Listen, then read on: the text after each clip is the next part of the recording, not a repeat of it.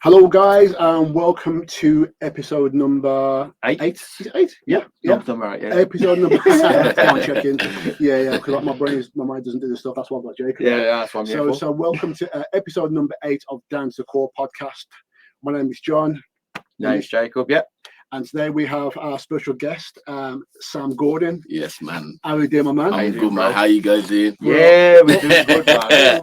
Doing good. Yeah, man. I'm excited. Yeah, I'm excited about it. But first of all, just thank you for turning up. It's really just coming to this podcast. Really appreciate it. Thanks for inviting me, bro. I love it. I love First one I've been on, bro. Innit? Mad, bro. Yeah. Yeah. So that's a bit weird. We'll get to it. But because you haven't got your own podcast. So you saying you've not been on the podcast, even though that's weird. Never been invited on one either. Really? Okay, wait. Let me correct that. I was invited on one recently, with a lovely lady called Dr. Amanda. Oh, okay.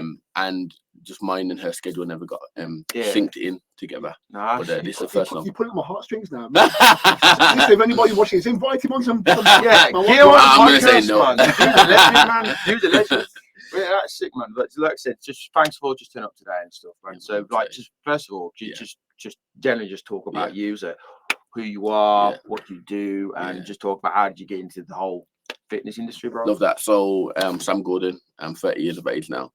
I got into fitness in an interesting way, to be fair. So I got kicked out of school at the age of 15, I believe so, for shooting my head off with not a gun. Shoot away! With a water gun. Yeah. And it was a build-up of things, to be fair. I was probably not misled, but I just didn't really have a direction in life, which many people at 15 don't really have now. And I wouldn't say I followed the crowd, but I just thought being a class clown was the best way for me to go through my academic year, and unfortunately it wasn't. I got kicked out of school at the age of 15, and I physically remember Mr. Holmes, his name is, kicking me out of school, getting me in his office and saying, I'm going to kick you out now. All of that talk, and I'm thinking, go on then. And he did it. And then I was walking home, and obviously you got like black parents and that again, and I'm thinking, wow, my mum gonna beat my ass.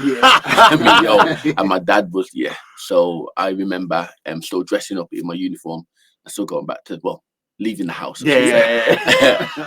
Let's just say the park was my best friend for a few years, for a few months, sorry. I got kicked out of school at 15, and then after that, my mum said to me that, you won't go to sixth form. We can't let you just stay in the house on your own. You need to do something. And I was like, I don't know what I'm gonna do. And then she put me on the plumbing course, and I remember being on that course and I hated it. I physically hated it. My mind just wasn't there at the right place. And through that course, about a few months in, maybe like 2 or 3 months in, my cousin got stabbed. Pretty crazy. Got stabbed, and when that had happened, I was looking after him. I was in a hospital with him for like a week, and then after the week I tried to get back onto my course. I remember on the Monday going back into Bilston College, and my tutor was like, nah, like, you kicked off the course. So I got kicked out of school and kicked off the course.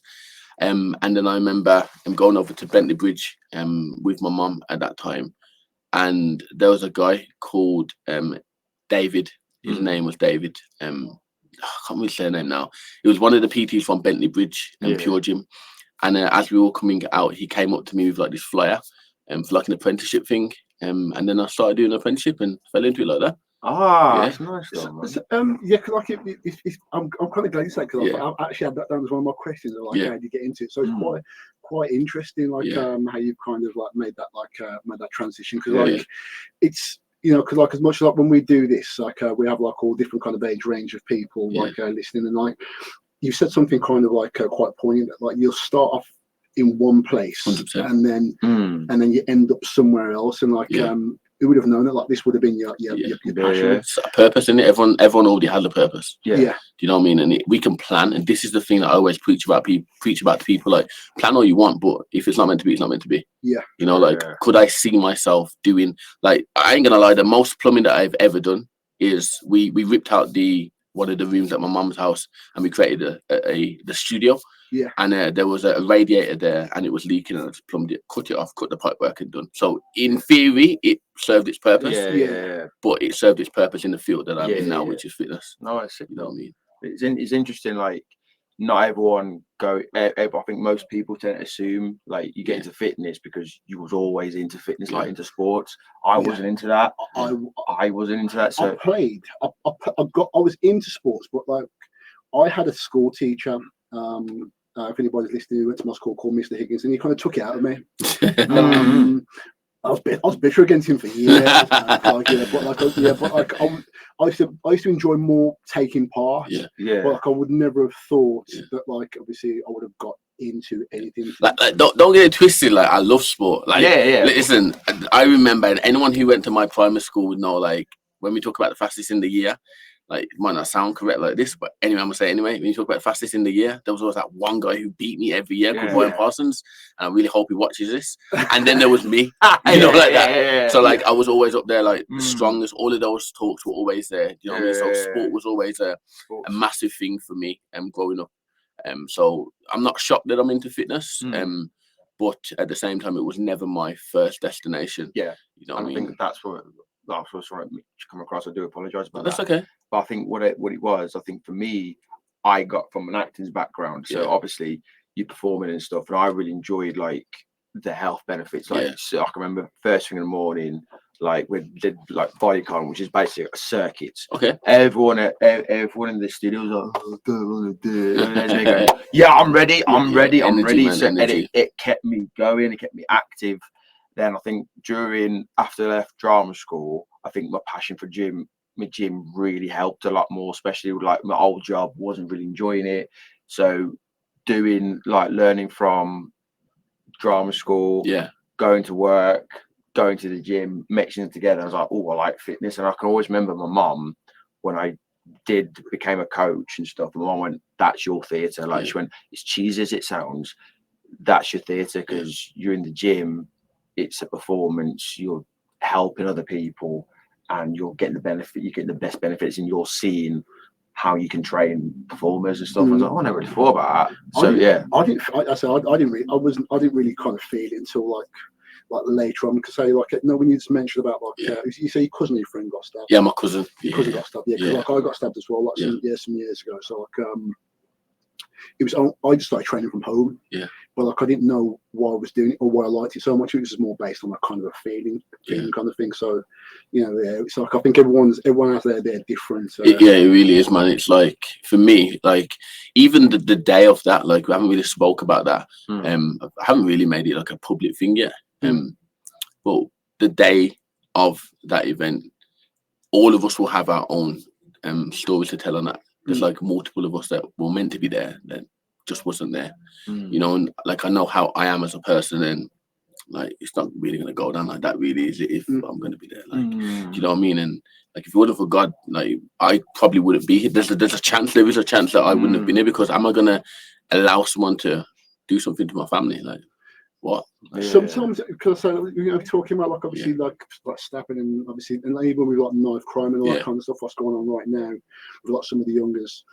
Sometimes like some of it happens so quickly that you don't even sometimes you don't get a chance to kind of make an assessment, because like sometimes it'll start to happen and the fear will just kind of it's either the fight or flight kind of thing. So that it's either you deal with it or you deal with it one way or another. But like even though like you may have like that thing within you say, well, listen, I could do it, I want to sort it out this way, the other people around you sometimes like the way their emotion could end up swaying the way that 100%. You deal with something. 100%. And I think like a massive thing about life is understanding your purpose. And your identity, because whatever you identify as, that's what you're going to lean on. You know what I mean? Like for me, like I'm a massive person of like I care.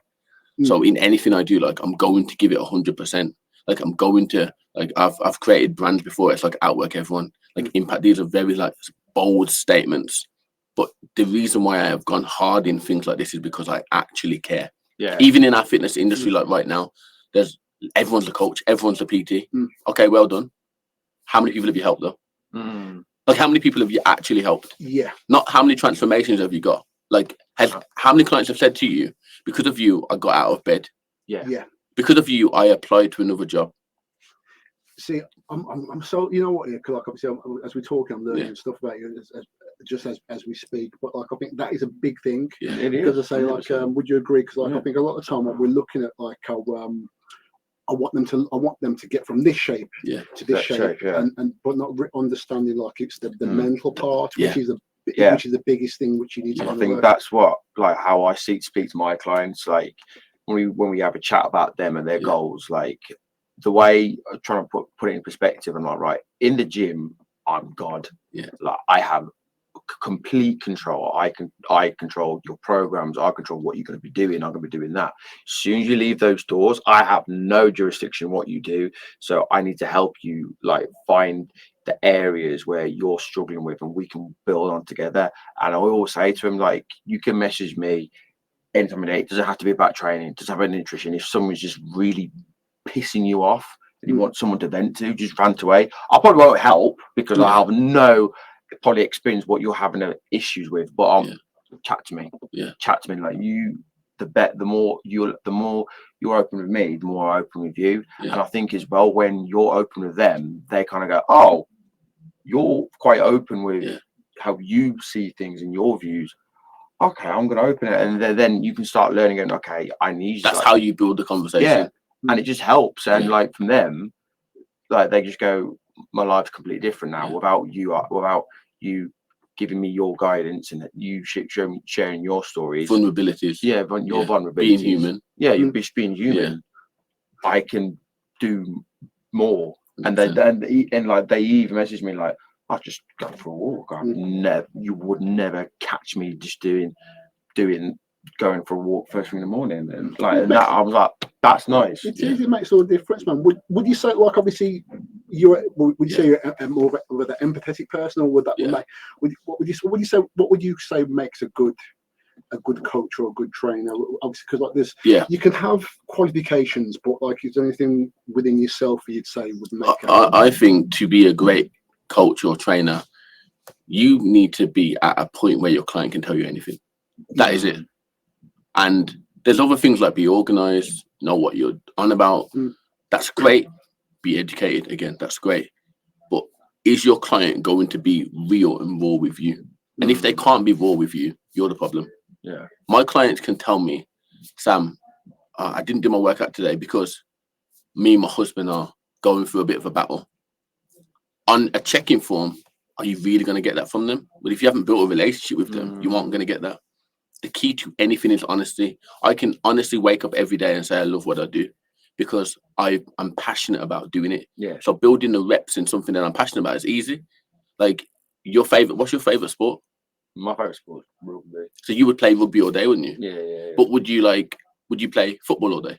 No. So your honesty or your movements in football won't be as intentional. You know what I mean? Yeah. And this is like why I say in coaching, like when you can build that level of rapport and honesty, but more so honesty, because they don't have to relate to you as such. They just have to be able to trust you. Yeah. That is it. That's the core.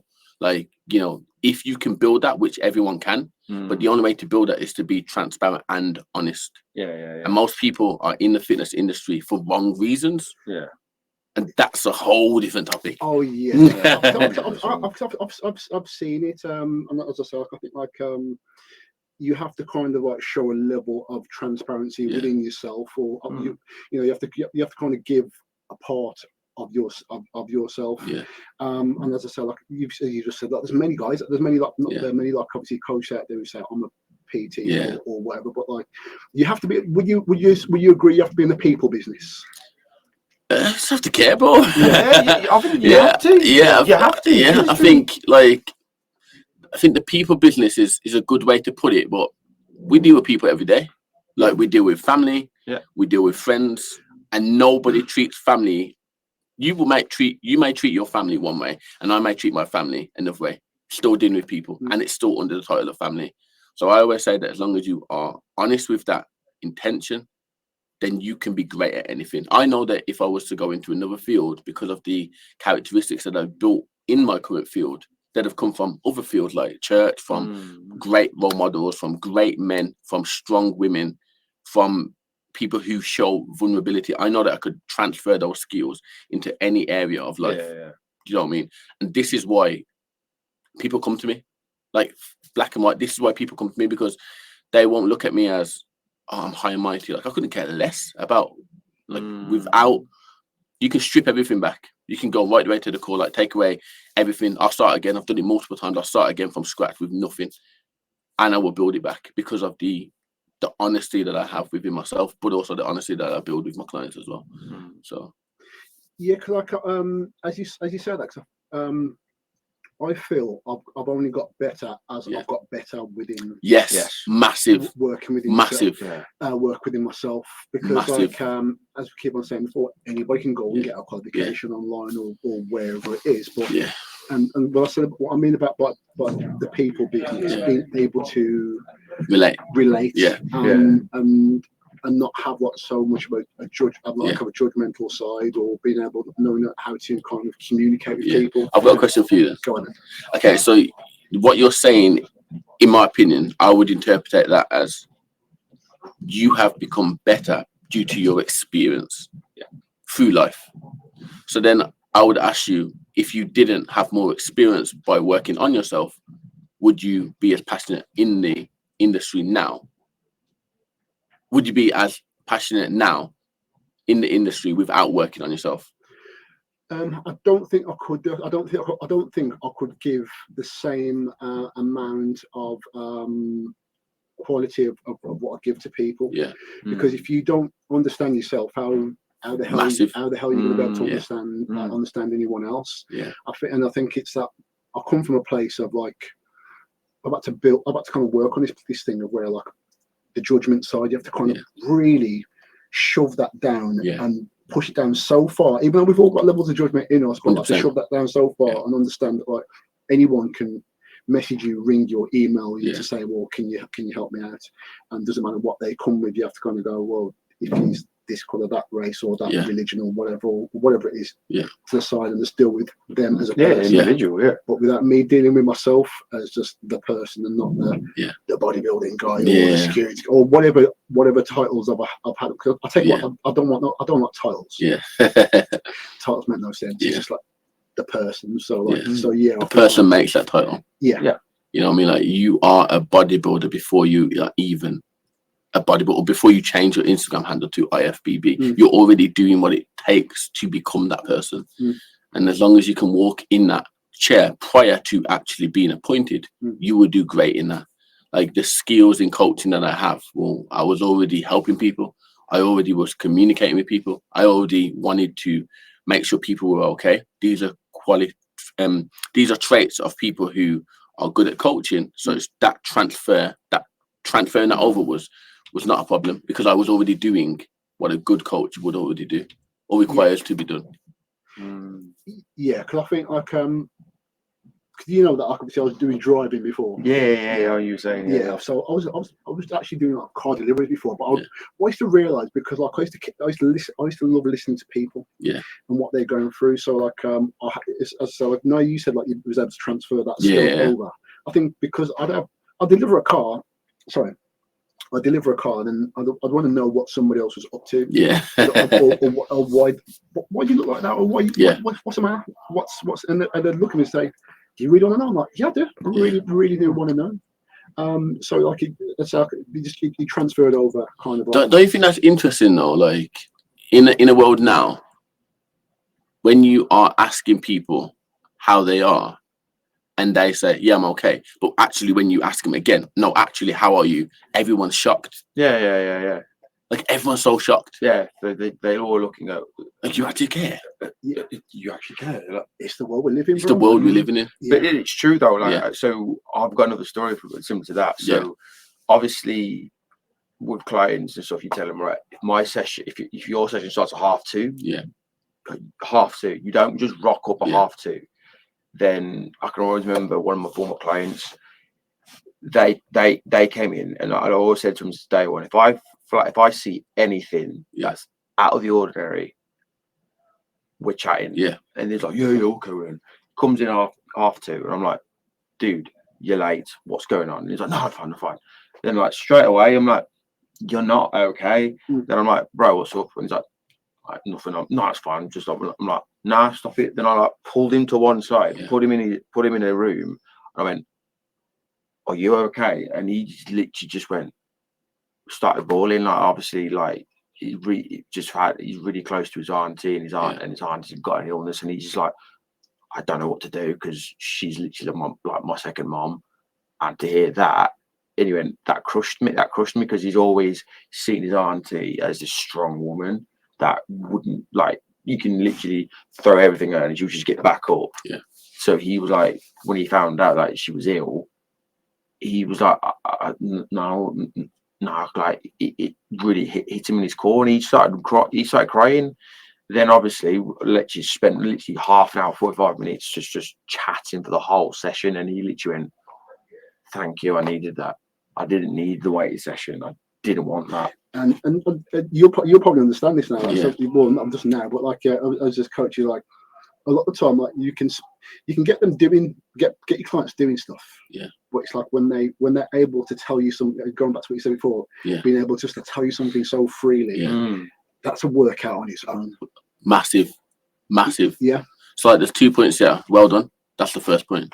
Like, what you've done there is you were able to subtract, like, you lifting weights with a client and to lift the actual weight off that client, which was, he was battling a problem that was so massive and heavy, but you are a doctor and you identified how to treat it properly, not just tell him come back next week. That's the easy option. That's the easy option. Like, you've got a duty of care to him. As a coach, a duty of care. Do you know what I mean? And you fulfill that to a T. That is something I would do. That is perfect. So if you ever have had a position in life where you're like, is this for me? I'm telling you now that this is for you, like 100%. The second bit, it's very interesting to see how, like, when you open up your doors to taking on new clients, that what you're actually doing is you're opening a new space within your mind to help someone else. And you're opening this space in your mind to be filled, but it has to be occupied with the correct person. And every time when a client comes to me, I always say, look, I expect pure honesty to you, even if you don't want to tell me. The only way that this relationship can grow is on a great foundation, which is honesty. So again, I salute both of what you're doing, because what I'm hearing right now, I don't really hear that often. I don't really hear these stories about clients crying. Like, I know for a fact that every single client that's ever come to me has cried with me. Fact. Do you know what I mean? All these massive transformations that we've done it because the real weight was, Sam, I don't think I'm good enough, or Sam, I'm in an abusive relationship, or Sam, I want to commit suicide, or Sam, I've gone through this. The real weight is not how much we're deadlifting. No. The deadlift just shows what you're capable of lifting. It's a byproduct. It's the byproduct. Yeah. Do you know what I mean? And it's really nice to be surrounded by people who get it. Yeah. Do you know what I mean? So, and I think that's like the idea of coaching. I can always remember. I think also as well is when I can remember my mentorship with my coach, and I think it really hit home with me. They went, how can you be an effective coach when you haven't gone through the journey yourself? You haven't gone through the struggles. And, like, obviously we all live different lives and stuff, but, like, fundamentals, like, everyone wants to use fat loss, and it's like, have you ever been on a fat loss journey before? Have you ever felt like starved? Have you ever felt this? Have you felt that? Have you felt like that? And I'm like, no. And he's like, then you're going to be a crap coach, because you don't know what it's like until you understand that journey. I'll tell you, you know what? Yeah, as you're saying that, I would say that, like, sometimes you don't always have to go through that thing, but if you've got, like, levels of empathy where you can. So I've done, like, a coaching course, NLP coaching course, and the teacher, nice, very good. Yeah, the teacher said to me, it's like, I was answering, like, lots of questions, and because I'm interested in people. Yeah. And he said to me, so what books you read? What books you been reading? I'm like, I don't even read books. I'm just like people. Yeah. I said, like, there's a story with every person. And, like, they've got, like, 1,000,001 pages. And we was doing an exercise, and he said to me, like, I was like, do you feel like this? And he was like, how do you do that? I said, what do you mean? He said, what you do? He said, like, you can step in someone's shoes and feel what they feel. Yeah. So sometimes you don't exactly have to go what they've gone through, but, like, if you listen to them enough and to the point, and say, take away that judgmentalness and go, let me listen to what they're saying. I wonder what that feels like to do that. You can do it equally. Yeah. because like I really believe that the answer for everything is always in us. Yeah, like, I don't need to tell you the answer. I just need to ask you the right questions for you to get there. And the way I coach is I don't tell them pretty much anything. I direct them, or I answer, or I ask them the right questions, and they have the answers already in them, which is why it's easy to be sustainable. Like when I take a client and I'll say, okay, let's look at your food. They will look over their food. And then after 7 days, say, okay, cool, we can see behaviors here. If a client's having a lot of takeaways, I'll say, well, okay, what was going on there? They will either say I was stressed or just couldn't be bothered to eat, or just couldn't be bothered to cook. I'll be like, okay, well, why couldn't you be bothered to cook? Oh, well, I don't enjoy it. Okay, so why don't you enjoy it? Oh, well, when I was young, my mum used to have the punishment. Now we actually get into the root of the problem. Yeah, the root of the problem. Like that really resonates with me. Like I always remember, like I don't know about you, but I hate January when it comes to like weight loss stuff. We get all these stupid documents about weight loss and stuff, and I can always remember it was this one where they talked about like food phobias and stuff. And there's this one woman, and she was just like, she said she just didn't eat. Like she just touches scraps, just snacks on the floor, and she's like, I don't know why I put so much weight on because I barely eat and stuff. We've almost heard that. And I'm laughing, going, you are lying. And like she starts chatting, then like her daughter, she's like, and you can tell it's like for a 15-year-old girl, it could go, the one thing I want to do is to have dinner with my mom, and that made her cry. Then obviously they started to unwind and stuff, and then the mom just went like she just said it off the cuff, but she didn't realize that it was that what triggered this was trauma. So basically, when she was roughly her daughter's age, her mum and dad were arguing, like constantly battling, but it was always around about dinner time. So when she wanted dinner, her mom was like guilt tripped her, going, I can't believe you're eating after all that argument. And she went, okay, I won't eat. And she's done that for years. It creates a blueprint. It creates a blueprint. It's a bit, so I went, then while I was watching it, that's trauma. She hasn't dealt with that. Like she's not seeing, she's not, like you can see, she's not, that the food therapist is connecting the dots, but she wasn't. But she said, oh, that, and the therapist went, I'm going to stop you there. You've got trauma. Like you associate dinner subconsciously identity again with arguments, and you can see going, no, it's like you just explained everything. That's trauma. And it's like you're not, and then literally the therapist was like, look, you're not responsible for that. It's done and done. And she started crying. Then obviously they did the groundwork, started over again. That healing process. And now she's lost the weight. Fantastic. She looks incredible. And she says, I can finally have dinner with my daughter, and the daughter's loving it. But like when you hear that, a 15-year-old, like you wouldn't assume a 15-year-old, a teenager, but I don't want to eat one family. She was like, no, I want to have that. We get to, you know what it is, and this is the thing, even as what we do, we get to hear so much. And like, how you know, like obviously when you're hearing like all these different, there must be like some stories, just like how that story you got there, where how do you stop it like from like affecting you, or how do you? So like for me personally, like this isn't the first time that I play a leadership role in life. Like, you know, I have a big family, like the 6 of us. My dad's no longer here, you know, so in theory I am the oldest, or should I say the first male of the family. So there's times where I become the leader in that perspective. So for me, it sounds crazy, but because I've put the reps in, it doesn't affect me. Like it really doesn't. You know, if I'm not on point, which has happened a few times of recent, you know, if I'm not on point, then I can see how it could affect me. But 9 times out of 10, it doesn't really affect me at all. You know, I've chosen to be in this industry. I believe I'm called for this industry. You know, everyone has to put a hat on, and for me, it's about putting this mask on, because right now I'm on the front line. You know, I've got work to do in it. Yeah, man. Most definitely, man. Yeah, me. But I think, you know what? I think it's I don't know if it was like David Goggins or Grant Cardone or something. Somebody said you have to kind of get calluses. like obviously get the reps in, get the calories in, and be hard, and you have to be hard into like a lot of these things in the way, but also being able to kind of give like the constructiveness of what, you know, just get the job done or get to it. You know, like maybe that was a naive answer I just gave. Actually, maybe it was a naive answer, because there's probably people around me that would say, well, actually it has affected you because this person can't read you in normal life. You're not coaching now, but you still got your coaching hat on. Or we don't know where your emotions are at. So there's many angles in it. Me directly as a return answer would have said it hasn't affected me, but people around me could say that it has.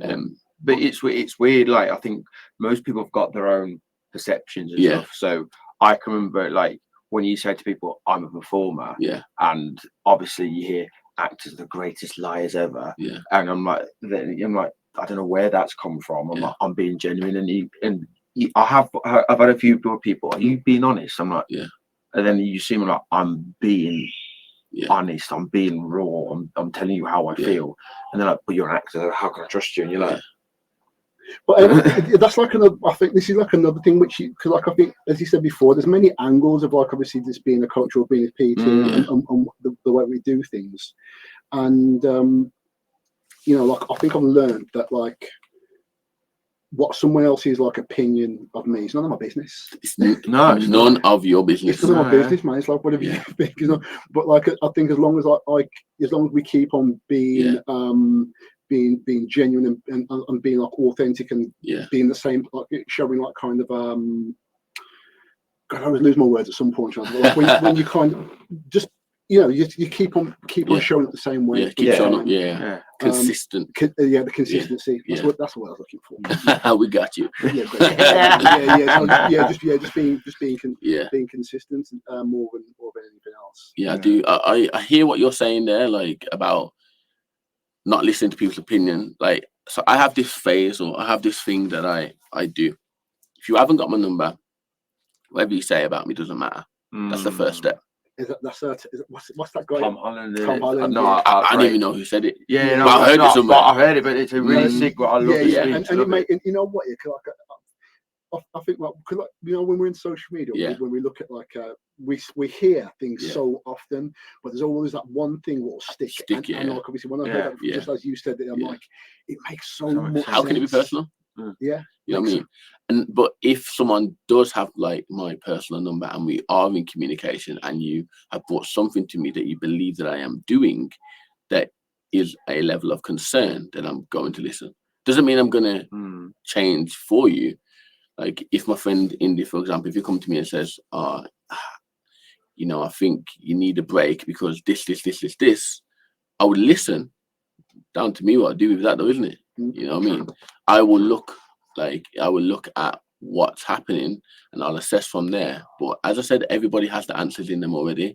It's about, are you going to be honest? Like a perfect example would have been today where you asked me, has it affected me? My first opinion is, well, you've hit my shield, I'll throw something back at you and I'll cover it. I love that because I think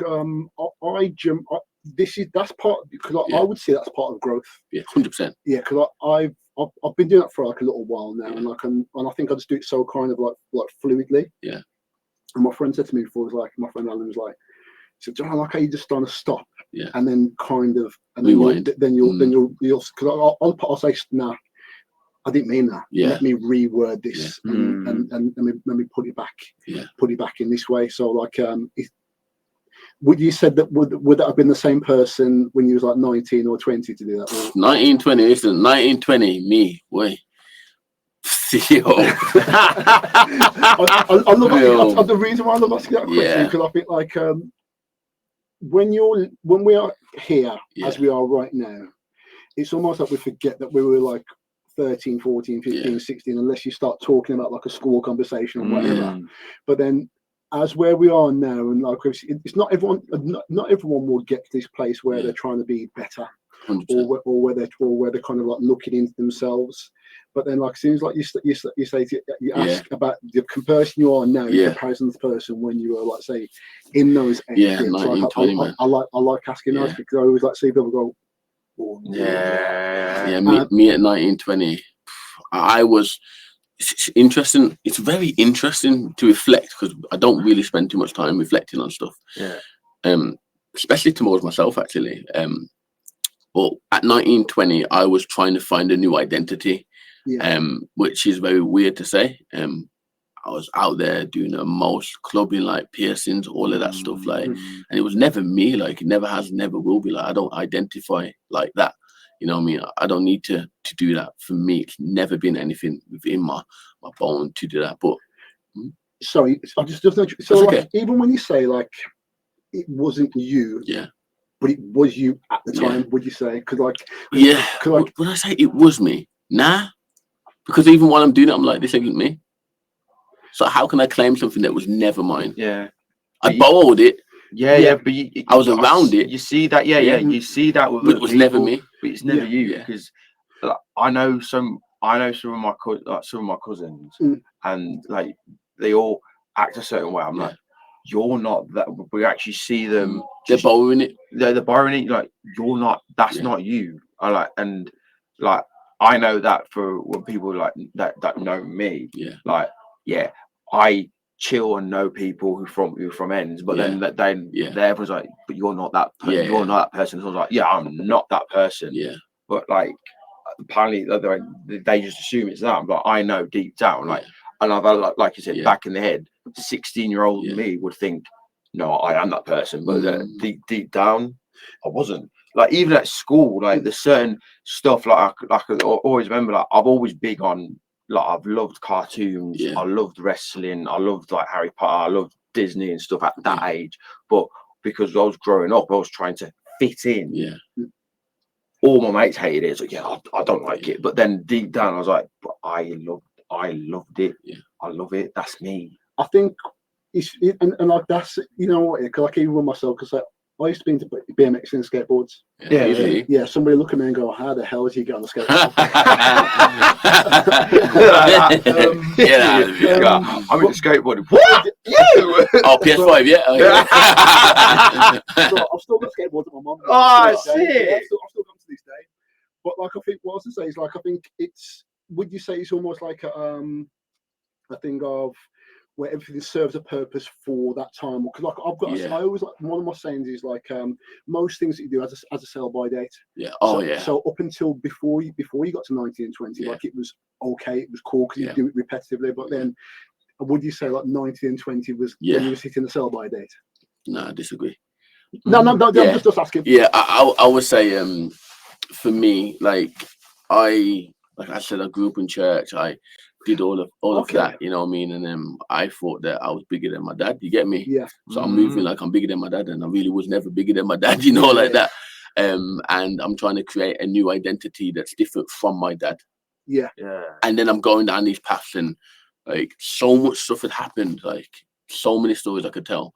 I'm going out, I've gone out with another one of my cousins, me and him, and his friend was there.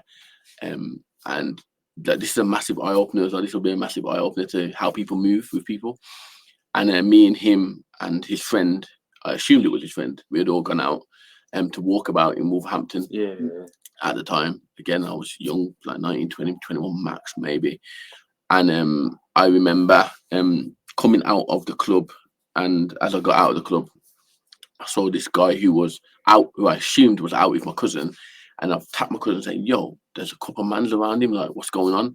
We've run over there now, got in the middle. This guy who I thought was with my cousin at the time walked off, left us there, bare blades. Bare. Like, bro, I'm saying, huh?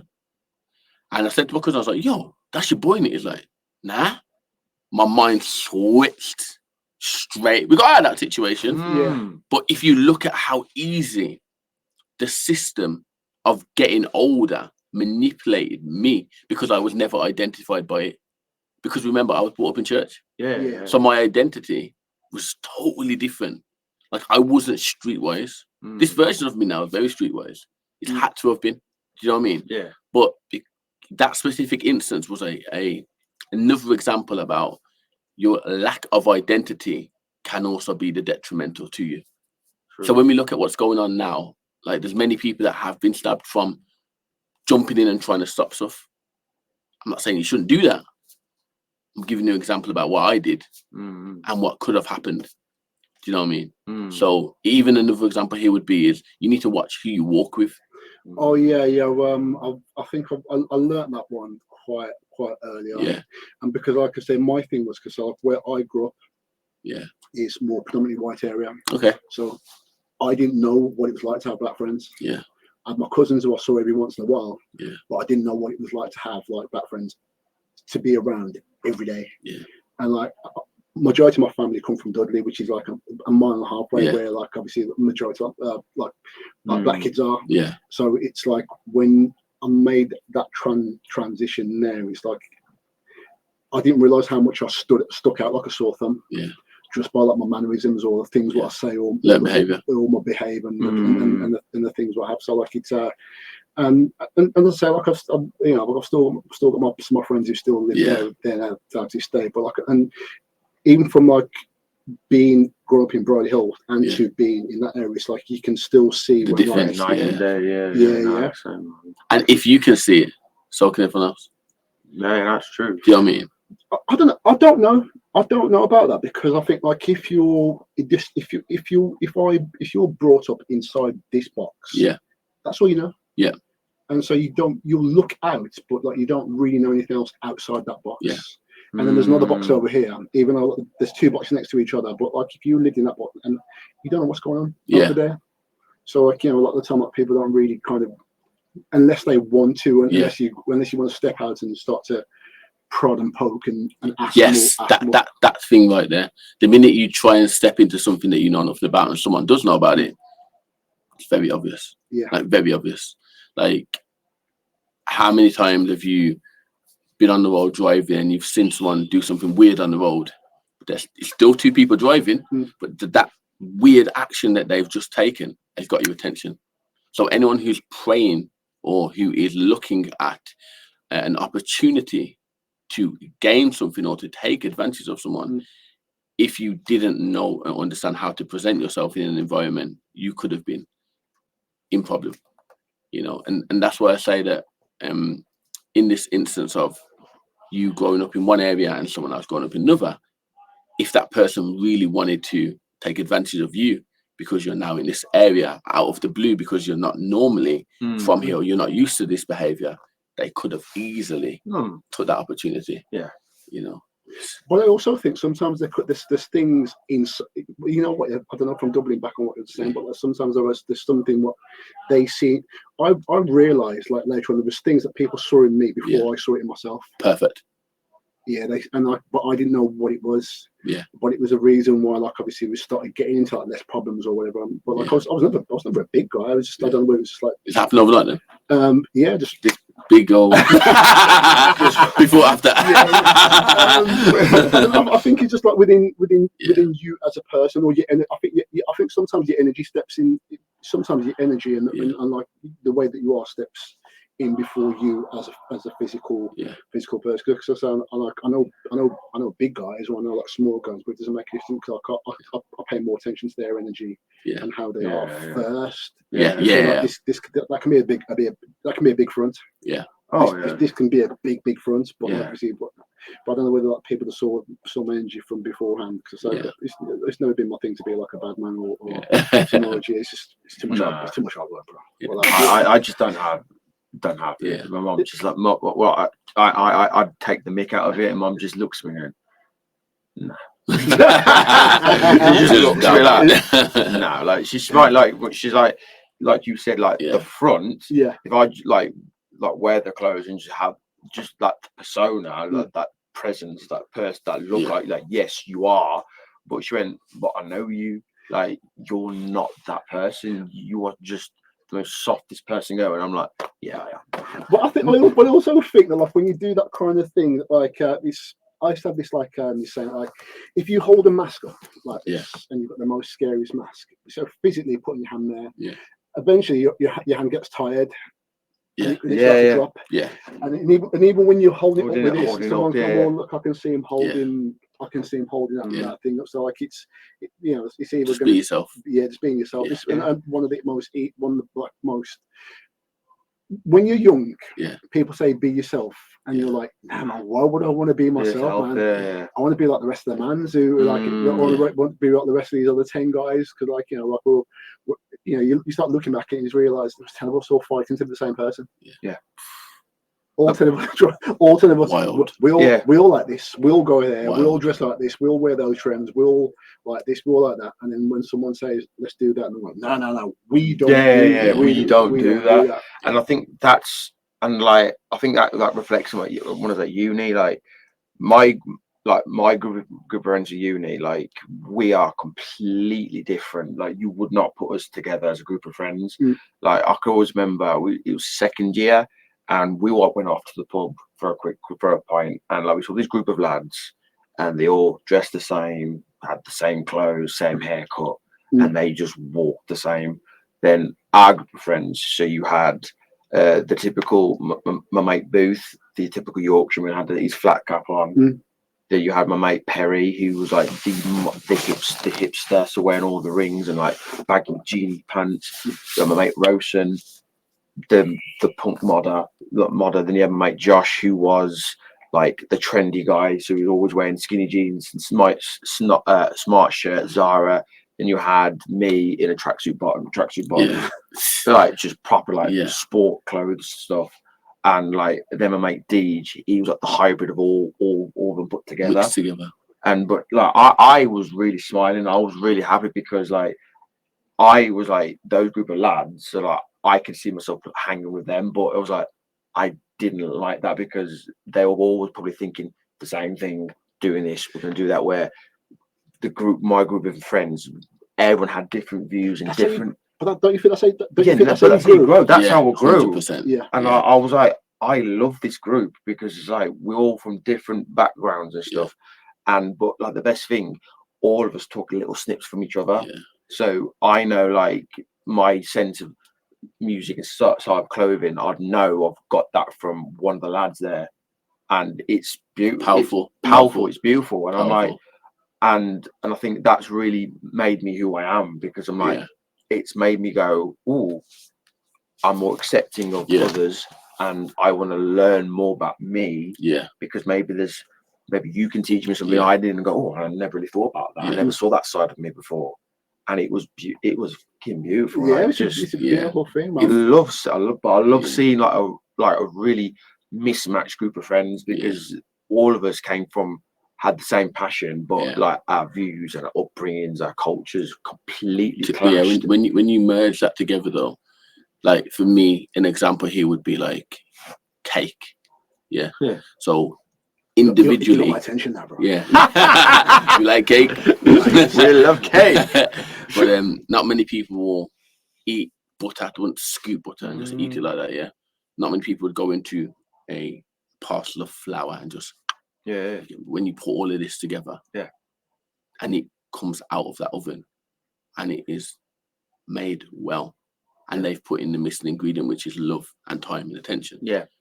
This is what's created. That's you know what? Yeah, I'm hoping that somebody else, because I'm glad that you said that there now. So like my analogy of myself, and I was like saying this was like, with all the ingredients that what's put into my pot, you shouldn't get a cake that like this, because ultimately you'd expect it to taste partially bitter. Yeah.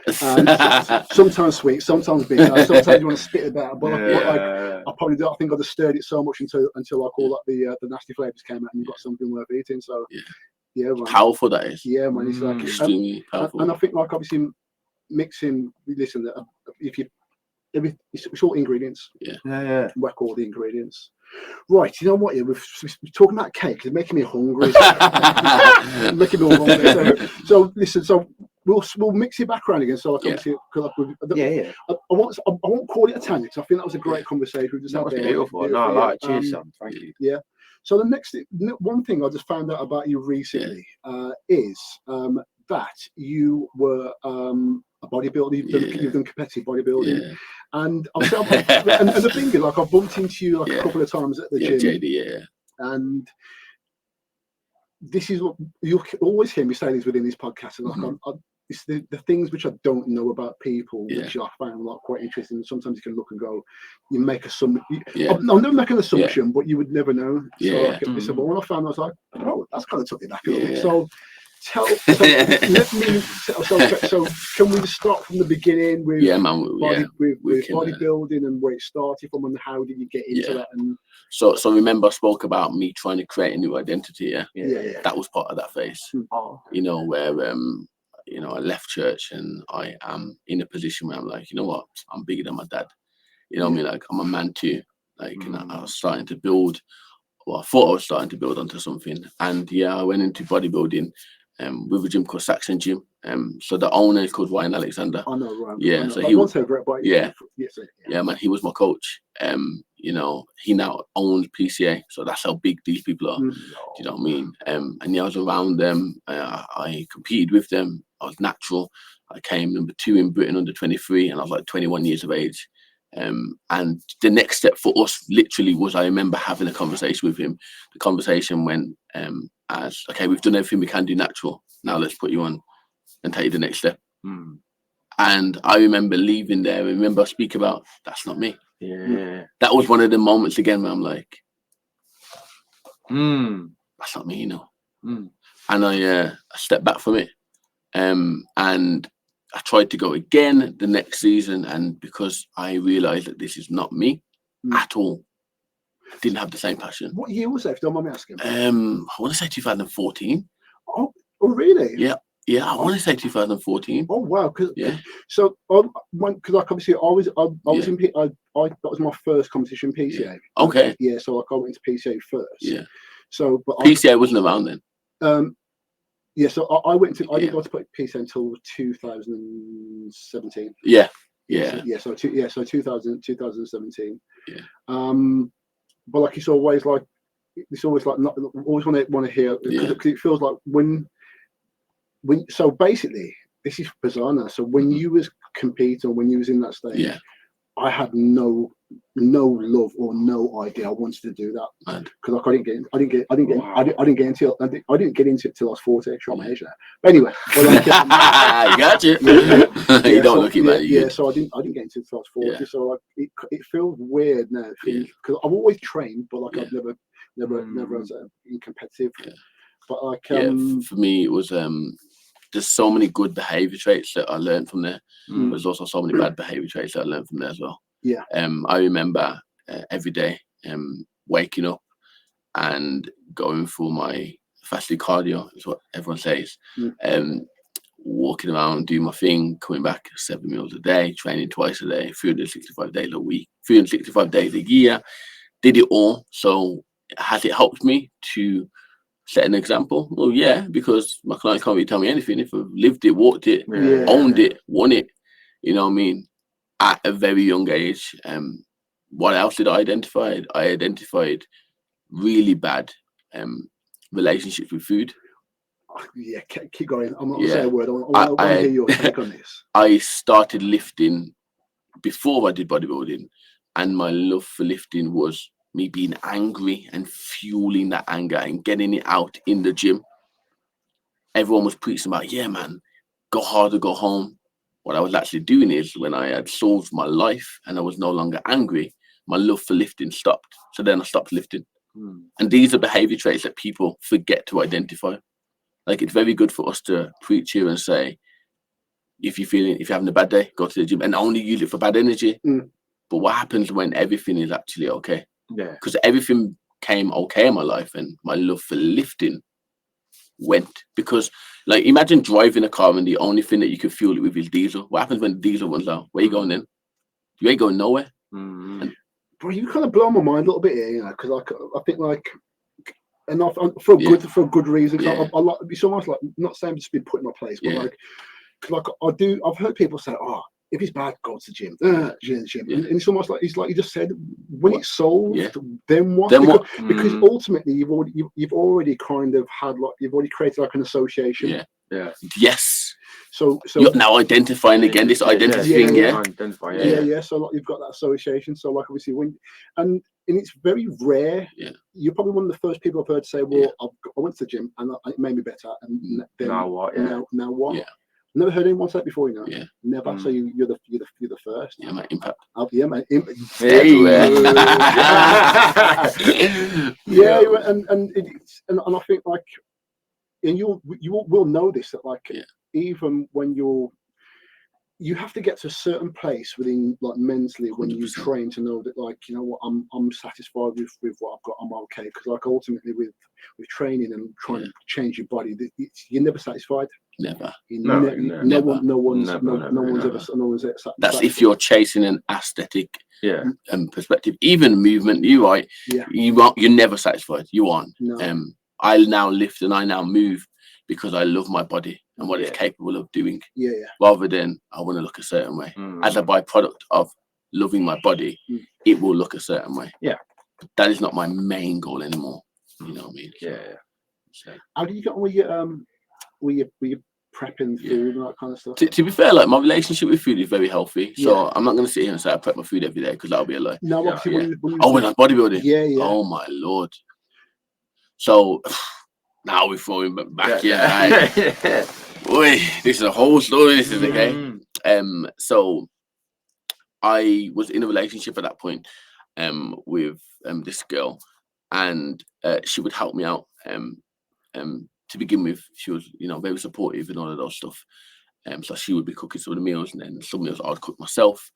And I remember as well, actually, after competing, it had a massive toll on that relationship. Massive, like, to the point where I'm like, she literally said to me, she's like, something along the lines of, "You're so selfish. Now the season's done. Now you don't want to be selfish. Now you want to try and work and things." I'm like, what? I tried one thing, and but again, these are the bits of bodybuilding that if you haven't got that supportive partner or person, or it can be very detrimental. It requires a level of sacrifice that I thought I was ready for, and then it showed me that I wasn't ready for it. And you know what, Ian? This is why I wanted like your take on it, because like, there's how many people would say, I want to try and compete and whatever, and they don't know how much sacrifice. Not even just a sacrifice, on how much kind of like effect it has on everything else around. And like, and as soon as you mention like relationships, if you're, say, like, I've been down that route before when I've been with someone that obviously within like started like doing the prep or whatever, and like in the beginning it's great, and then they'll go, "So is that it now?" And you're like, "How, we just getting started? I've just done one show." And like they say, "Oh, you're so selfish," and I'm like, well, only I can eat that dry chicken. Only I have to drink that water. Only I have to get those steps in. So unless you want to come on board with me, because like it's not that's not a shared experience. And I think as well, when like even like not competing but doing a photo shoot prep and stuff, and like I get it from my mom, get it from my friends as well, and because I'm prepping for my third one. Big. When you photo?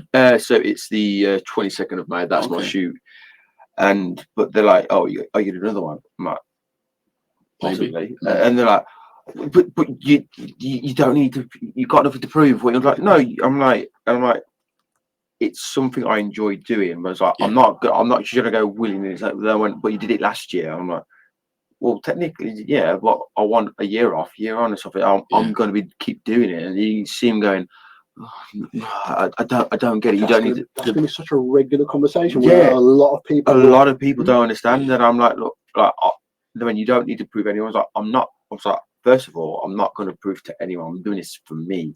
I want to see how much I've gained from this shoot. And I've seen, like I've said, each shoot I've prepped for, I've learned so much more about myself.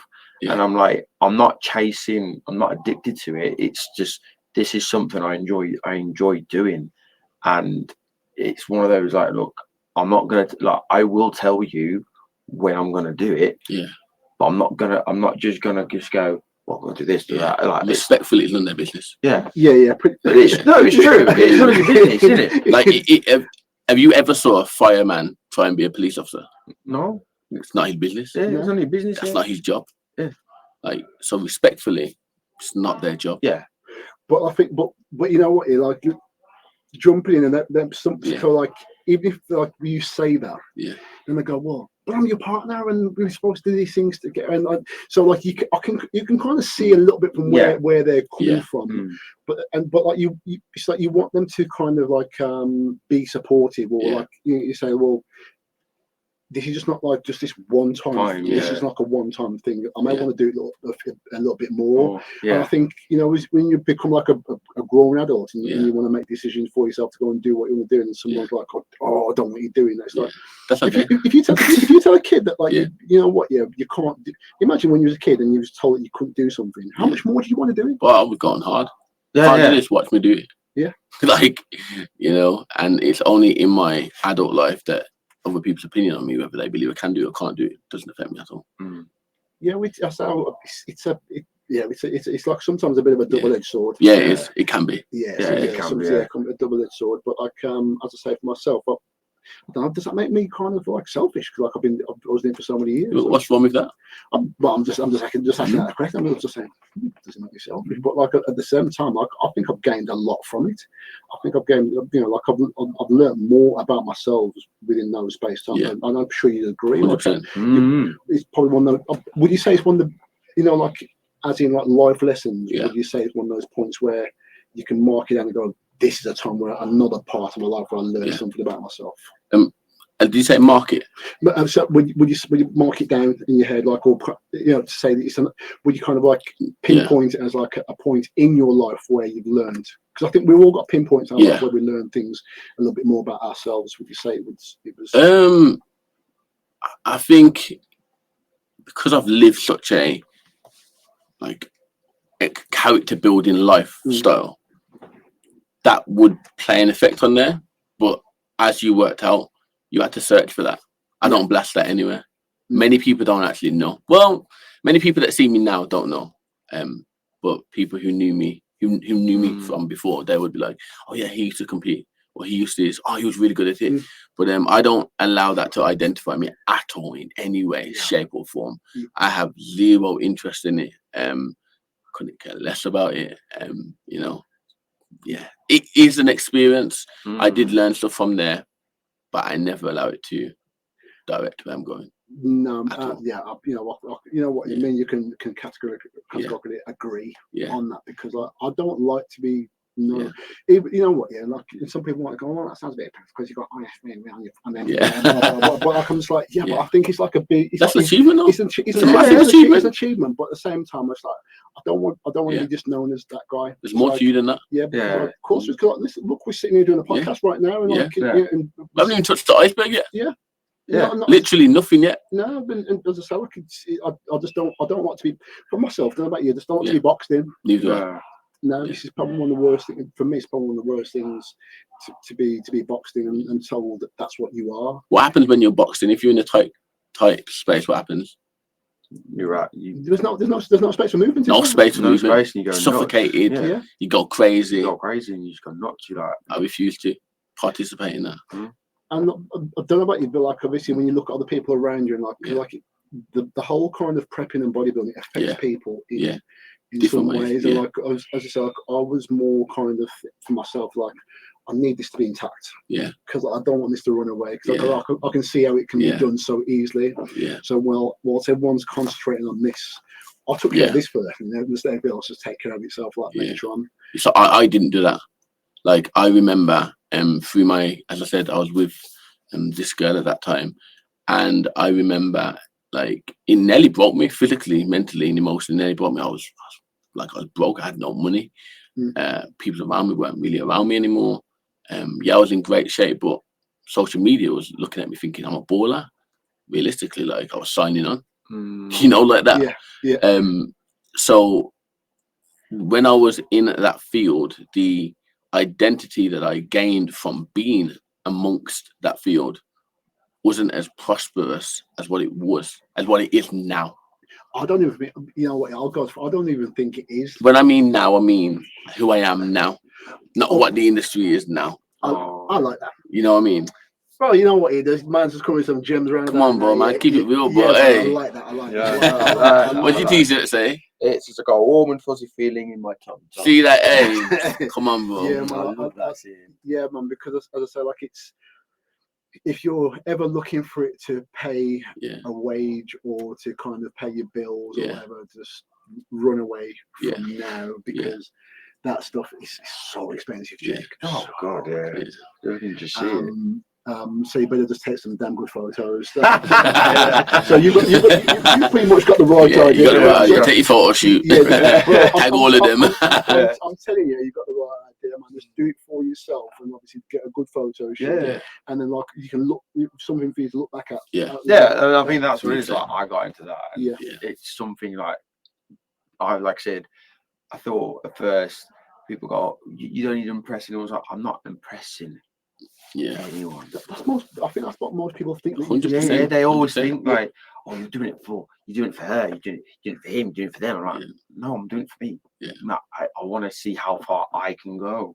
Then when you show them that, and people go, I want to do that, then when you sit down and go, now, why do you want to do that? And see some of them, and I think it's a lot of the young uns, like they go, oh, because I'll get respect. I will get. I'm like, then you identity, and you're like, no one cares. Like, no. Well, we live in the UK. We walk around with like hoodies and tops on, and when it's summer, for the one day, we still got the top up. We still got tops on. You know, you can have a sick packer. You can look so kind of well, but until you go on holiday, and take your top off on the beach, in a country where no one knows you, doesn't, no one cares. No one cares. And it's like I said, if anything, you do it for you. You don't do it for your friends. You don't do it for your family. You do it for you. Most people aren't confident to that, though. I know. That's the sad bit. That really is the sad bit. Like, I have friends around me now who are telling me about, their son or their daughter, and they're going through a difficult point and they can't handle them. And I'm saying, well, they're just not being heard. They're not being understood. And the reason why this is happening because their lack of identity. And some parents aren't ready to hear that story. No. And if I was a parent and I didn't deal with my childhood trauma, well, of course it's going to affect the next person. But because people aren't bold enough for them, maybe they keep their cards too close to their chest, like your t-shirt. They haven't given off that knowledge, that understanding, that relatability, that honesty with because I'm the parent and you're the child. Well, actually, you bleed, so does your child. If you went through a door that was incorrect, wouldn't you warn them? Of course. I think would you say it's that thing of like not just for men, a lot of time men, but like also for women as well, but like that thing about showing. Well, okay, let me put another way. More so with men with their vulnerability. Do I think that men's lack of vulnerability is the problem right now? Yes. Yes and no. I believe lack of vulnerability is a problem with men today because they are living a lifestyle that requires them to show off a life that is not their style. And I say no, because I believe that there's not enough men being examples in this world right now. So if there were more bold men like yourselves that were saying, this is this, and I'm not moving from this, this is my point, because more young boys would follow that stance. Like, I know that, like, I've done youth work as well. And I know that when I communicated with these young boys and young girls of today and tomorrow, when I communicate with them, I'm not beating around the bush. What are we beating around for? Like, you have done this, and as a consequence of doing that, this is what's going to happen. But many people will beat around the bush because their parents can't hear that conversation. Oh, but he's going to tell his dad. I specifically remember doing youth work and working at the Way Youth Zone, and loads of them were shocked to talk to this one boy because his dad was a bad man, or his dad come across as a bad man, I should say. And he was wrong. His son was doing something wrong, and I spoke to his son about it. I said, look, you can't do that. And I said it in the bold way. And then his dad came in because he was crying. And his dad walks around saying, who spoke to my son like this? I said, it was me. I spoke with his dad in the same room. I said, he's looking up to you, you know. So if you don't create the boundaries, Where do you think this is going to go? And men aren't bold enough now to take that stance. So the world is in its state now because of people not being bold enough. Like, if this is a rock and I have built my house on this rock, why am I walking into something else? Like, bro, that's my home, bro. This is my foundation. This is who I am. Men aren't and women aren't there anymore. It could be fear. It could be confidence, lack of confidence. What will someone else say? There's so many things to add up. Remember this cake that we talk about? The world right now is a cake, but with the wrong ingredients. You know what I mean? And they're adding more and more and more to try and correcting it. Also, I think it's like we were saying before. What I was saying before, like with like, it's almost like you've got like, in a way, it's almost like a little bit like gang culture, isn't it? Yeah. Where everybody has to be the same. Yeah. There's a cult. Yeah. It's like where it's like everyone's fighting to be the same thing. Every girl is fighting to have the BBLs. Well, not everyone, but like a high percentage of girls are fighting for BBLs and the lips and this and that and everything else. What kind of goes quick fix. And the guy and all the guys have to be dressed like this and do this and do that and walk around and talk about trapping in the bando and all the rest of it. There's a lot of work, man, that needs to be done. And as I said, like I'm honoured to be around men that are willing to work. So nah, cheers, bro. Cheers. Wicked. That's Nick one. Right. So I've got another one. So where did the name Impact come from? Like, what made you love that? So obviously I was in Chester in it. So I was in Chester for a bit now, 5 years. And I was under my name, Sam Gordon, fitness. Everyone attaches fitness to everything in it. You know what I mean? And I didn't feel good. My clients wearing that, so I never actually sold anything like that. I never ever sold a Sam Gordon fitness t-shirt. I gave them away for free. I never sold it because I wasn't confident. It didn't really represent me. And I remember putting on Instagram and speaking with my direct clients at that time. And I was just asking them like what 3 words describe me, and I heard a lot of things. And my client Matt Naylor, like a really close friend of mine as well from Chester as well, he says impact, and I was like, huh? Why impact? Said because that's what you've had in my life. Like when you hear things like this, and I was like, wow, that's why. You know what I mean? And then like I every time I would post about stuff, I'd be like impact everywhere, and then I look at what I've created and I have. Like when you look at the word impact, everyone says it. So then impact everywhere makes sense. It's crazy as well because there's so much things that have come off this. Like when I go on holiday, 9 times out of 10, like I see like a celebrity or something, and I'll obviously they're always. No, I'm not gonna lie on it. I'm gonna say something, but I'm not gonna. But 9 times out of 10, when I see a celebrity, like I would like post it on my story. Obviously just in passing in it, like if someone at the airport or whatever, and I'll be like, yeah, impact everywhere, and I'll like my t-shirt's like close to them, you get them, so it looks like there. And there's another story where Rishi Sunak, he came to Pure Gym. It's actually on his page, no cap. Wow. And they took the photos, and I was in the corner, in this corner photo. Like, you wouldn't have thought I would have posted that because I wasn't even. I'm in the corner of the shop, but it doesn't look like a glamoring photo for them to post. Like it's bad lighting, all that stuff. And lo and behold, like Rishi posted it, and it's on his page, and like a comment there, like impact everywhere.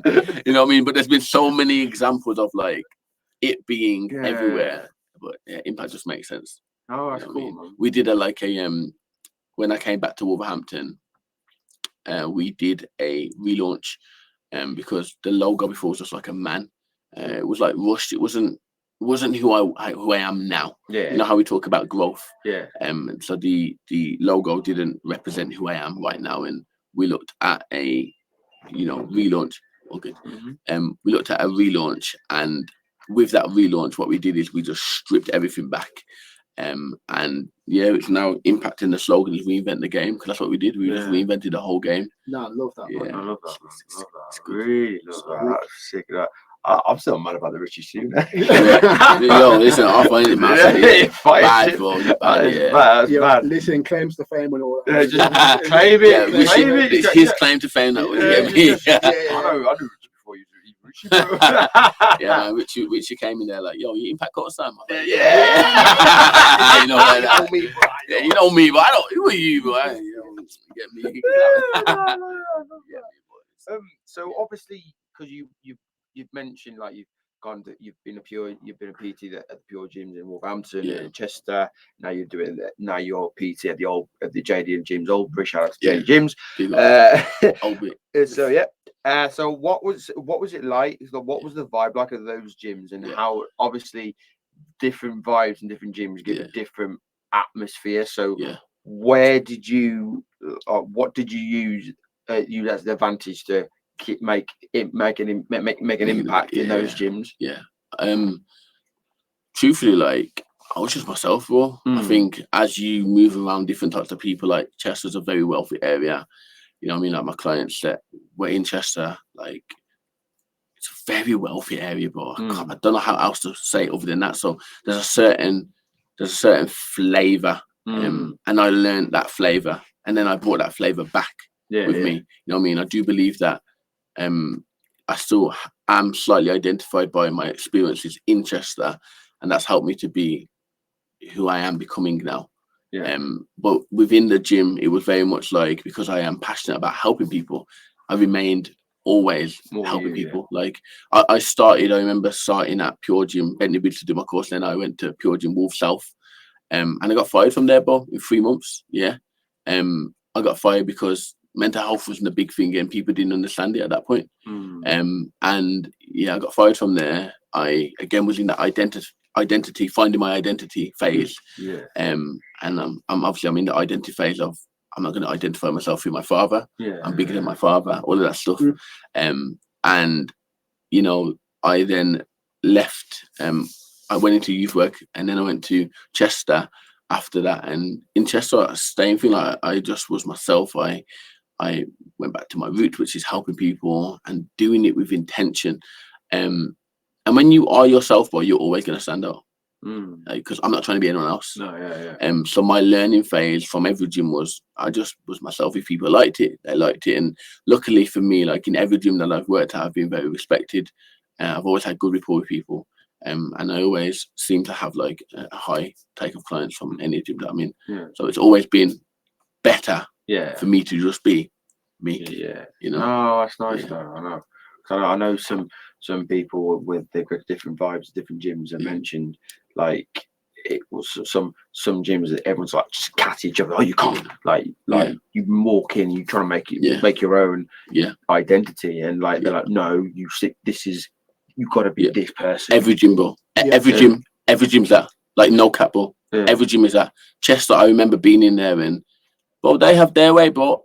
Like I remember one point where I had to like real talk. I had to like chapter manager, assistant manager, and regional manager the same way, bro. Like, yo, we're not the same, you know. You know what? Yeah, and the thing about this is like that's like another part of your growth where like you can just be unapologetically yourself.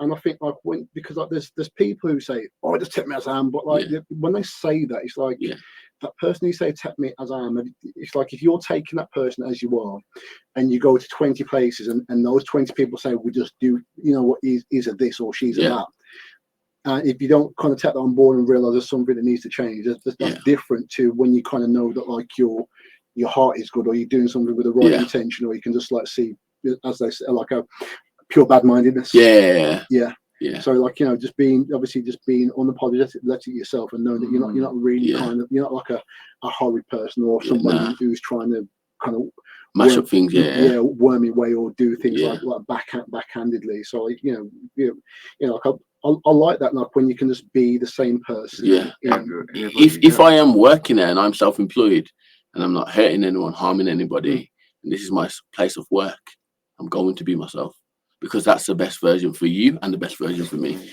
But as I said, in Chester, it was a battle, man.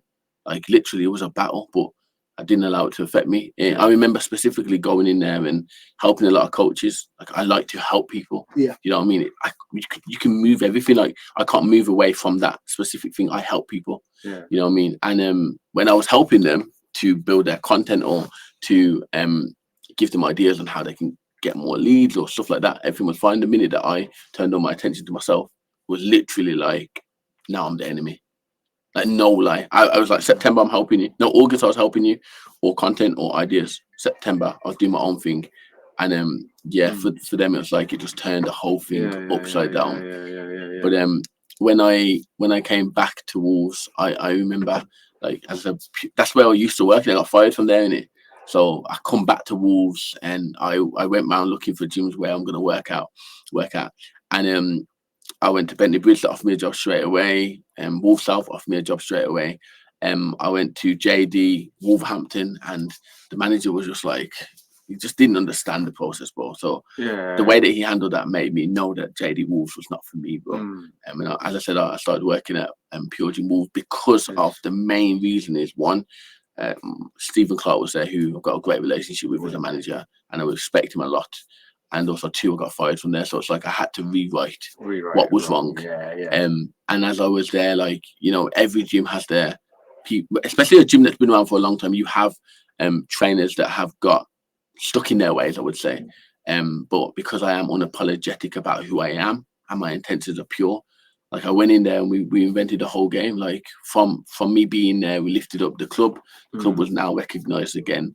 The PTs who weren't even heard about were now being talked about. They were building brands. They were actually helping people.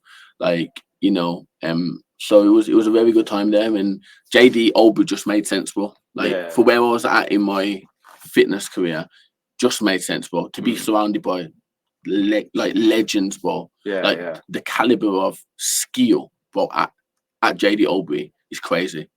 The caliber of like the standard of the classes, the relationships we have with our managers, bro, it's just a whole different level. You know, we've got like Dario, Jack, you know, Kaylee, and bro, the list would go on and on and on and on. I could keep speaking about them. But everybody wants to help people. You know, Sam Deacon, the list would keep going. So it just makes sense at all. You know what I mean? Nice though. Well, they do say that people don't leave bad jobs; they leave bad management. And obviously the people around. So like an establishment or a building can't be the reason why you just dislike. Because it's just a roof's a roof. It was always the same day when you walked into, like when you leave at the end of the day. But like it's like it makes a whole lot of difference for obviously the people you're working with. So like if the people, like obviously your work colleagues or your management kind of affect you in a way, that makes that puts you in a position where you can't do your job properly. Yes and no. So a massive eye opener for me, it's gonna sound like a bit weird, but I'm gonna say it anyway. A massive eye opener for me was when I was in Chester, and the reason why me and my manager at that time bunks heads was because he's walking around like he's something like, you know me. When I mean like that, he's almost controlling the team in a very negative way. No, I'm not that guy, bro. You know what I mean? And then I found out how much they actually make, and I'm like you're moving around like that, and you're on that. Nah. And that's might be a negative way to think about things. But if we're making more than you as a PT, and you're moving like that, and I'm self-employed, oh, you can't tell me nothing. So I looked at that and I just angled it, and he knew from the get-go anyway that I'm not someone who you're going to control regardless, because I am unapologetically me. But when I had, you know, worked out there what they were on, for me it was very much like, oh, you couldn't affect me anyway. But what I'm trying to say, wouldn't it just have been better to come into a place and 100%. Because like 100%. That's what I mean by I think like sometimes even if you're a strong person, as like obviously you demonstrate that you are, if you're a strong person, you're strong minded within certain aspects. Correct. It's always easier not to fight than fight. 100%. And there's times when you need to fight. And like if I wake up in the morning and I'm going to work, I don't want to be fighting with the people I'm going to spend majority of my hours, because you spend majority of your hours at work. Then you spend more hours at work than you do at home. 100%. So rather than like having to be around people, you're having to kind of conflict all the time. Because like that, even when you kind of got that down to a fine art, you still you want days where you just want to go. Because even the best fighter in the world, he doesn't want to fight every single day. Not every day. He doesn't want to be in the ring from 6 in the morning till 4 in the afternoon. I agree with that. So there's times where he just wants to. Times where he just doesn't want to do that. But like but those people, they are out there. I think like within the world, we sometimes you kind of need those. I think you sometimes need those people. Yeah. Even though you may dislike them, I think like probably they're the reason why you're going to get strong. You're going to get stronger, or you're going to continue to keep on putting up with the same thing. So sometimes they allow you to check yourself and say to yourself, is this what I want to keep on doing, or is this 100%? Like life, everything has a sell by date. Remember we spoke about it, and because I was unapologetically me, and I believe in if I put the reps in, like God will deal with what he has to deal with, and he got fired. So you know what I mean? No, if I had stepped out of my place, he probably would have used his ego to fire me. You know what I mean? But as I said, when it's already written in it, we're just walking in it daily. And because I didn't show disrespect to him, I just was myself, and I removed myself from being in the firing line, we should say. And what course was meant to come for him came for him. I don't wish any ill about anybody. But you know. No, but I hear that, Sam. No, I appreciate that. Good man, good. No, right. So next, as you know, what is quite. We're on a podcast right now. If anybody didn't know, so like another thing I didn't know is that you have your own podcast. So shout that out, man. So you got your own podcast, and obviously one thing you kind of like you let me know in the beginning that like that you'd never been. You'd never been invited or been on the podcast, which I don't know. It sounds quite weird, really. But like, why do you think it sounds weird? I don't know. I don't know whether I'll just automatically just assume that anybody who's got a podcast would have been on one, or would have, because like for me, like I'd been on them before, and then I kind of like the idea of, because like like the idea of like getting on, just like having like a free chat and just walk whichever way it goes, and like obviously. You're not shy. You're a guy. Obviously, you wear your heart on your sleeve, and you're just like you're very kind of like transparent, and I think you've obviously you're a great guest. Someone should put you on the podcast. Look at your hands. But yes, so like so how long have you been doing podcasting for? How long have you had yours for? So not originally, but when we launched Impact, the second version of us, when we came back to Wolverhampton, like I had two coaches with me as well. It was one to begin with, then a second coach, and the idea was for the second coach, Chloe, for her to have her podcast called Coffee with Chloe, but we never actually got around to doing that. So then I just took it up and we moved with it, but not that. I think we recorded about maybe 20. We've only put about 15 out. So yeah, we've been doing it for what? Year, maybe just under a year, but we've been taking it serious this year, man. 2024. Nice. You know what I mean? Before that, don't even worry about it. This is where we've took it real serious.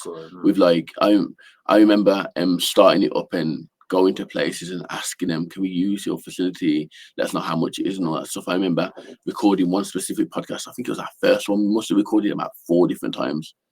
Literally no cap, 4 times, and every time something would happen, whether it's someone walked through the door or and I said to Ravi, the guy who helps me do everything, I said, yo, I'm gonna just rip out a room at my mum's house, man, and just build it in there, bro, because then I can control all of it. You know what I mean? And that's what we've done, man. And you can see from how we do it now, the production and everything, it's going nice, man. We've got like a lot of exciting things coming up. Nice. Yeah, I don't want to say too much yet, just yet. But yeah, man, just keep watching, man. Impact Talk is what it is, but you can find it on YouTube and typing in the Impact Community, and it'll come up, man. We've had some right talks with some strong men and not so strong men, and some women and not so strong women. So it's a very, very interesting perspective that we're on right now, and it's going really well. I really enjoy it. No, man, I see. No, so I can see that, because as I say, like it's. You go into the gym. I've seen you in the gym before, and like I said, we've never had like a real any conversation as such. But like it's that thing of like now you get to find out, and like and obviously now when I see you again now, like I know you in a different way. Different way now. Love it now. I can see how like how you're gonna. I can see how you're going to thrive, I should say. Thank you. And how you're going to be good at doing that. I'm excited about it. It's been a pleasure, bro. I've got one more question. No, come on, go on, go for it. So I've got another question. So, what would you say that the industry needs more of? Like, obviously, chatted about today and stuff, identities are probably a big one. But I think as like from coaches, from I want to hear your perspective, what would you say that goes, this industry needs more, needs more of this in the industry? Yeah, it's just honesty, bro. Like, we can butterfly it up and we can cover it up and we can paint it up as much as we want, but it needs more honest people, bro. You know what I mean? Like, people who are gonna actually say the reason why you're struggling is because when you were younger, you went for this traumatic experience and you haven't dealt with that yet. So yes, we can go and lose 40 pounds, but because you haven't dealt with the fact you can't cook, because when you were 7 years of age, your mum used to tell you to go to bed early without food because you were naughty. Now that you're an adult and you're using food as a comfort blanket, after a period of time when you've stopped coaching with that coach and you go back into the habits that are still there because you haven't dealt with them, you go into getting 40 pounds and the rest back. So I think it's just that raw, honesty that the industry really needs right now. Obviously Eddie doing his thing right now, like, well done. You know what I mean? Some people love him, some people hate him. I don't really have an opinion on him right now. Oh, I know Eddie. Is it Eddie? Is it Adu? I do, yeah. So like, I get people that send me snippets of his and I'm like this. It's like, I'm not a fence sitter. I will say to you that like there is some things what he talks about, and I'll say, okay, that makes sense. But like, I'm not into anyone who speaks in absolutes. You should not. That word is a very dangerous word. I don't get that. So like, there's been people who have been probably having like a pasty for years, or having a sandwich for years, or having like something which was probably processed for years, and they're probably in great shape, or they're probably like like telling people that you should not eat that or you should not do that. I'm like, well, even if you're going to come to me with like scientifics, it may be for that person because there's an ingredient in there what that person can't have, and now that ingredient is going to make that person. So like, if you're lactose intolerant, don't have that because it's got milk in there. If you're you're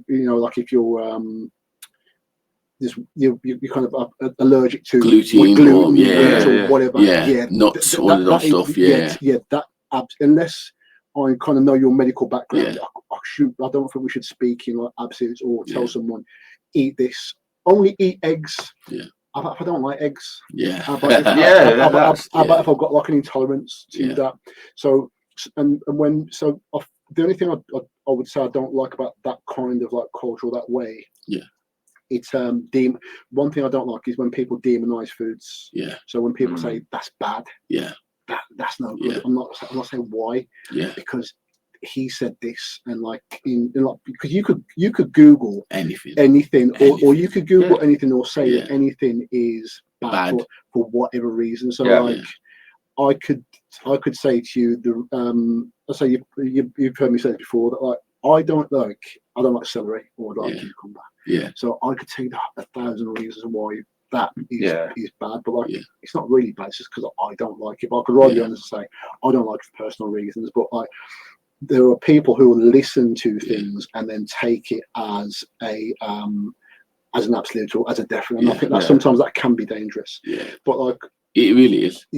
Him overall, obviously, like he knows his stuff. He knows his stuff on certain things. But like, I think like, sometimes I realise there are people like out there in the social media world or in that sector that they've got a power and they don't. So I don't know if that. I think in the beginning they don't realise they have a power, but then after a while they do, and then they use it.